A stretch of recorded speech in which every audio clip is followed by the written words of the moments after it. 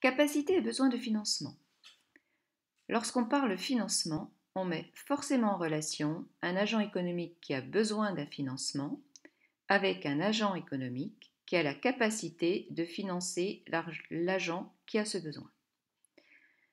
En économie, on va donc employer les termes de capacité de financement et de besoin de financement. La capacité, c'est bien de disposer d'un surplus de ressources, de richesses, par rapport à sa consommation courante. Et le besoin, c'est avoir une consommation qui n'est pas couverte par ses ressources courantes. On sait qu'il y a des catégories d'agents qui sont, dans leur globalité, toujours des agents à capacité et d'autres, toujours des agents à besoin de financement. Les agents économiques qui ont traditionnellement des capacités de financement, ce sont les ménages.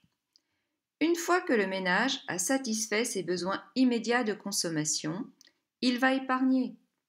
Il va donc être en capacité de financer dans l'avenir ses propres projets ou de financer d'autres agents économiques. Évidemment, tous les ménages ne peuvent pas épargner, mais dans leur globalité, tous ménages confondus, l'agent économique ménage est bien toujours en capacité de financement. Cette fois-ci, les agents économiques qui ont des besoins de financement. Les agents économiques qui ont historiquement des besoins de financement, ce sont les entreprises et l'État, c'est-à-dire l'agent économique administration.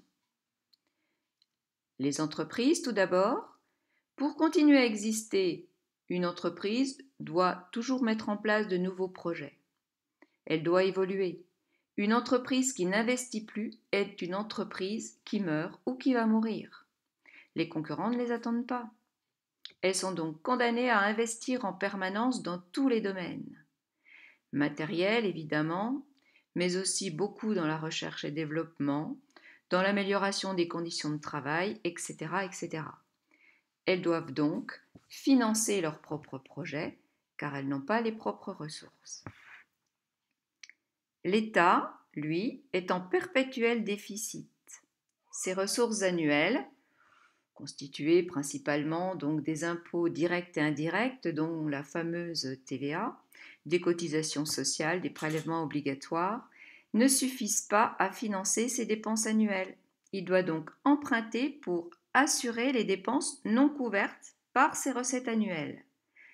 Mais d'année en année, les déficits s'accumulent, la dette globale est devenue insupportable, l'État en est arrivé au point où il ne peut plus rembourser ses dettes et doit donc emprunter en plus pour financer les remboursements annuels de ses crédits en capital et en intérêt.